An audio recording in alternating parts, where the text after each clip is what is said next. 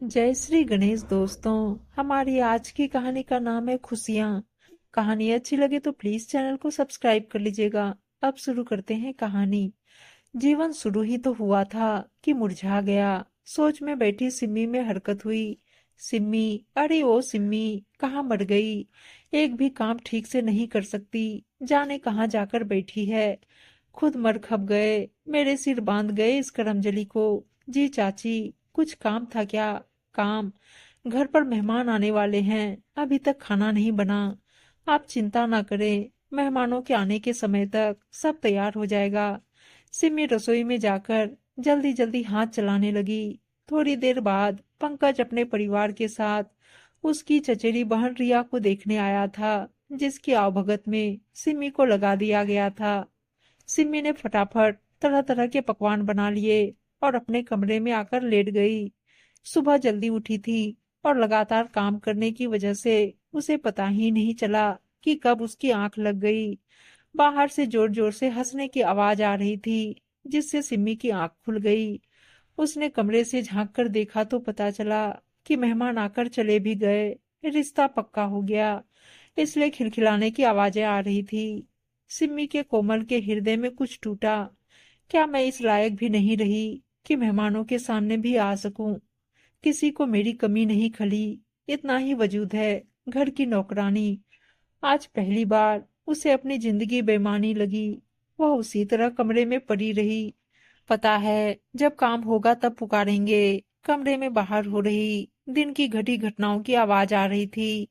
चाची जी कह रही थी, मेरी बच्ची, इतना अच्छा परिवार और लड़का मिला कि हमेशा खुश रहेगी। मम्मी, तो आप सिम्मी के लिए भी ऐसा ही घर ढूंढना। रिया ने चहकर कहा, कैसी बातें करती है, तेरी बराबरी करेगी वह। अरे बोझ है हमारे ऊपर, इतना खर्चा करेंगे उस पर। किसी भिखारी को देना होगा, भीख मांगकर गुजारा कर लेंगे। दोनों चचेरे भाई हाँ में हाँ मिला रहे थे और चाचा जी भी खड़े खड़े सुन रहे थे, पर चाची को रोकने की हिम्मत न थी। सिम्मी ने सुना तो आंखों से आंसू झरझर बहने लगे। माँ पापा की लाडली आज अपने घर में बेगानी थी क्या? सिम्मी उठकर बाहर बगीचे में आ गई। एक यही जगह थी जहाँ उसे थोड़ा अच्छा लगता है। अभी 15 मिनट ही बीते होंगे कि चाची की आवाज आई, अरे सिम्मी, कहाँ जाकर छुप गई है? आज खाना नहीं मिलेगा। आई चाची। सिम्मी रसोई घर में जाकर खाना बनाने लगी। सबको खाना खिलाने के बाद उसने खुद खाना खाया और रसोई समेट कर रखने लगी। आज उसे नींद नहीं आ रही थी। बड़ी शिद्दत से उसे अपने माँ बाप याद आ रहे हैं। रोते रोते कब आंख लग गई उसे खुद पता नहीं चला। इन दिनों सब कुछ ठीक ठाक चल रहा था। रिया के विवाह का समय भी समीप आ गया। आज घर में हल्दी की रस्म है। पंकज के घर से आई हल्दी रिया को लगाई गई। घर में खूब चहल पहल लगी हुई थी, पर सिमी को घर के कामों से फुर्सत नहीं है। हल्दी मेहंदी, शादी की अन्य रस्मों के साथ शादी का शुभ दिन भी रिया के जीवन में आ गया। रिया दुल्हन बनकर शीशे के सामने खड़े होकर स्वयं को निहार रही थी। तभी समीर और करण वहां आ गए। दीदी, आप तो बहुत सुंदर लग रही हो। अच्छा यह बताओ, वहां जाकर आप हमें याद करेंगी? क्यों नहीं, तुम ही तो मेरे दिल के टुकड़े हो। प्यार से गले लगाते हुए रिया ने कहा। आज सिमी ने नीले रंग का सूट पहन रखा है, जो बहुत सुंदर लग रहा था।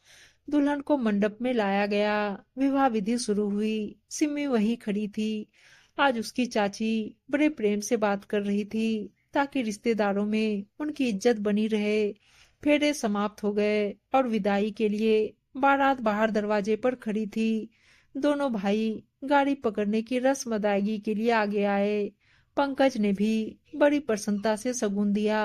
रिया अपनी माँ के गले लगकर फूट फूट कर रोने लगी। सिमी के गले लग उसे संभल के चलने की नसीहत दी। अब बारात विदा हो गई।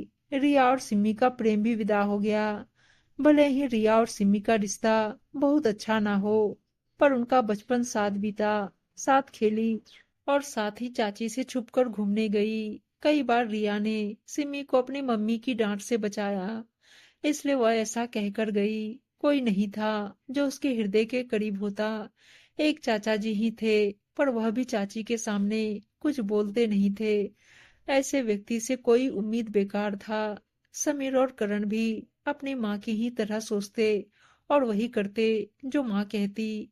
आज रिया के विवाह को 2 वर्ष बीत गए। उसकी एक छोटी बच्ची थी। रिया जब भी घर आती, सिमी का सारा समय खुशी के साथ गुजरता। उसकी प्यारी बातों से वह अपने दुख दर्द सब भूल जाती। इन 2 वर्षों में उसकी चाची ने उसे ताने दे देकर उसका हृदय छलनी कर दिया। हर वक्त मनहूस करमजली शब्दों से ही दिन की शुरुआत करती, बस इसलिए खुशी के आने पर वह सारी तकलीफें भूल जाती। घंटों दोनों साथ साथ खेलती, पर खुशी के जाते ही वह उदास हो जाती। अब रिया जब भी आती तो सिमी के विवाह की बात जरूर करती। मम्मी, सिमी की शादी जल्दी करो, उसकी उम्र हो रही है। अरे कर देंगे शादी, कोई लड़का तो मिले। आजकल के जमाने में लड़के बड़े महंगे हैं। अब कौन पढ़ाई के लिए पैसे खराब करे। देखती हूँ कोई मिल जाए शायद करमजली को। मम्मी, गरीब लड़का ही देखकर शादी कर दो। अरे कर देंगे। दुनिया यही कहेगी कि चाचा चाची ने घर की नौकरानी बनाकर रखा है, इसलिए शादी नहीं कर रहे हैं। हाँ, बात तो सही। चल, कोई लड़का मिलते ही शादी करती हूँ। मिल ही जाएगा कोई गवार। तू चिंता मत कर। अच्छा, मैं चलती हूँ। सिम्मी की चाची सिम्मी के लिए रिश्ते तलाशने लगी। उन्हें भी लगने लगा कि अगर हमने सिम्मी की शादी जल्दी नहीं की तो यह दुनिया वाले उन्हें मतलबी कहेंगे।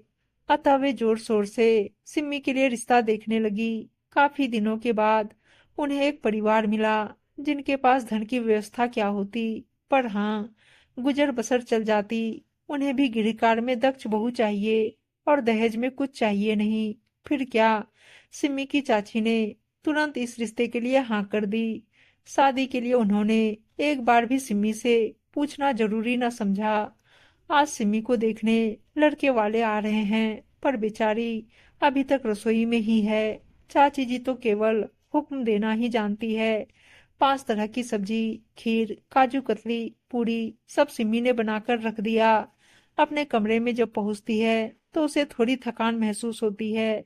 वह चारपाई पर लेट जाती है। लेटते ही उसे नींद आ जाती है। इधर लड़के वाले सिमी के घर पहुंच जाते हैं। चाची, आइए आइए ना, सिमी अभी अभी ऊपर गई है, तैयार हो रही है। चाय नाश्ता लीजिए, तब तक हम लड़की को लेकर आते हैं। चाची अपने बेटे से सिमी को लाने को कहती है। आज मेहमानों को नाश्ता भी उन्होंने वे उनके प्रिय पुत्र ने ही लगाया। खैर, जैसे ही दोनों भाई कमरे में पहुंचे, सिमी को सोती देख हक्का बक्का रह गए। हड़बड़ाकर सिमी को उठाया। सिमी, उठ जल्दी, तैयार हो, लड़के वाले आए हैं। सिमी चौंक कर उठ गई। 5 मिनट तो हुए हैं अभी। हाँ हाँ, वो सब ठीक है, पर अब तुम जल्दी तैयार हो। बाहर हम तुम्हारा इंतजार कर रहे हैं। बस 5 मिनट। 5 मिनट में सिमी तैयार होकर नीचे आती है। सिमी को देखकर सब प्रसन्न हो जाते हैं। चाची बड़ी खुश होती है, क्योंकि उनके पैसे बच रहे थे। नेक सगुन कर वे सब चले जाते हैं। उसके बाद सिमी सारे घर के बर्तन वे अन्य काम समेटने लगती है। काम निपटाकर फिर अपने कमरे में आती है। देखती है रात के 8 बजे हैं। सुबह 4 बजे से रात के 8 बजे तक घर के काम करते करते वह ठीक से अपने को देख भी नहीं पाई, और न ही किसी ने उससे पूछा कि उसे लड़का पसंद है या नहीं। आज सिमी फिर अपने माँ बाप को याद करते हुए रोने लगी। काश आज उसके अपने माता पिता होते तो कितने अरमानों से शादी करते और कितने नाज उठवाती उनसे। पर आज एक आह निकल कर रह जाती है। कुछ दिनों बाद सिम्मी की शादी की तैयारी शुरू हो जाती है। तैयारी के नाम पर केवल रस्में ही है, जो बड़ी सादे ढंग से निभाई जाती है। उसकी शादी भी एक मंदिर में करवाई जाती है, जहाँ रिश्तेदार के नाम पर 2 चचेरे भाई, चाचा जी, चाची वे उसे समझने वाली एकलौती सहेली बहन रिया ही है। शादी की सारी रस्में पूर्ण हो जाती है। विदाई करके सिमी अपने ससुराल आ जाती है। ससुराल में उसका गृह प्रवेश बहुत धूमधाम से किया जाता है। घर में कदम रखते ही सिमी को अपने ससुराल की आर्थिक स्थिति का अंदाजा लग जाता है, पर वह घबराती बिल्कुल नहीं है। कुछ दिन तक घर में रिश्तेदार आते जाते रहते हैं, जिससे माहौल बहुत ही शांत रहता है। पर अब सिमी गृहस्थी के काम अपने हाथ से करने लगी। साथ ही उसने देखा कि अमन के ऊपर ही सारा आर्थिक बोझ है, तो वह उसका हाथ बटाने लगी। सिमी के परिवार वाले कपड़े सिलाई का काम करते थे, जिसमें ननद और सास उनकी सहायता करती थी। पर सिमी ने भी अब उस पर काम करना शुरू कर दिया। अब धीरे धीरे उन्होंने कपड़े का व्यवसाय शुरू कर दिया। उन्होंने अपनी दुकान का एक सुंदर नाम दिया। सबके एक साथ काम करने से उनकी आर्थिक आय में वृद्धि हुई और धीरे धीरे उन्होंने एक साथ कई और भी दुकानें खोल ली। अब वे कपड़ों का व्यवसाय करने लगे। उनकी दुकान पर मिलने वाला कपड़ा अन्य दुकानों से किफायती व टिकाऊ होता। धीरे धीरे पूरे शहर में उनका नाम हो गया। बढ़ी हुई आर्थिक आय से अमन ने अपना एक घर बनवाया। अपनी बहन की अच्छे घर में शादी की। अब सिमी के पास किसी भी चीज की कमी न थी। ससुराल में भी उसे भरपूर प्रेम और सहयोग मिलता। अपने आप को वह धन्य समझती तथा इसे चाची का ही उपकार मानती। उनके विवाह को अब 3 वर्ष व्यतीत हो गए थे। सब कुछ था उसके पास, फिर भी उसे एक कमी हमेशा खलती। अभी तक उनकी कोई संतान न थी। सिमी अपने आंगन में एक नन्ही किलकारी चाहती थी, पर वह मां नहीं बन पा रही थी। कपड़ों का कारोबार भी अच्छा चल रहा है। घर की आर्थिक स्थिति में भी बहुत सुधार था। अतः वे दोनों डॉक्टर से मिलने के लिए शहर चले गए। भाग्य से उसे वहां रिया मिल जाती है, जो अच्छे डॉक्टर का पता देकर चली जाती है। अमन और सिमी डॉक्टर सीमा पाठक से मिलते हैं, जो उस शहर की मशहूर डॉक्टर थी। डॉक्टर सीमा कुछ चेकअप करती है तथा कुछ दिनों बाद आने के लिए कहती है। दोनों वापस अपने घर चले जाते हैं। मन में हमेशा भय रहता है कि क्या रिपोर्ट रहेगी। सिमी की सास हमेशा उसे समझाती रहती है। इसी ऊहापोह में कब एक महीना बीत जाता है पता नहीं चलता।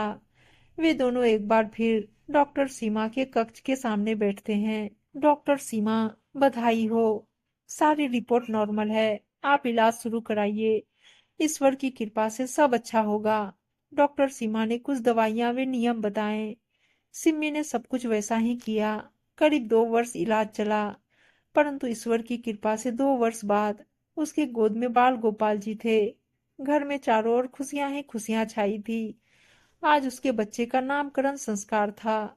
उसके चाचा चाची, दोनों भाई समीर, करण और रिया पहुंचे थे।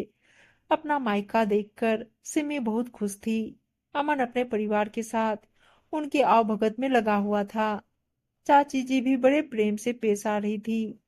चाची जी ने ऐसा परिवार तो नहीं सोचा था, पर ये सिम्मी की किस्मत थी और उसके माँ बाप का आशीर्वाद, जो आज वो पूरी तरह से संपन्न है। सिम्मी को आज जीवन की सारी खुशियां उसकी झोली में मिल गई। उम्मीद है दोस्तों कहानी अच्छी लगी होगी, और अच्छी अच्छी कहानियां सुनने के लिए चैनल को सब्सक्राइब और वीडियो को लाइक शेयर जरूर कर दीजिएगा। धन्यवाद दोस्तों।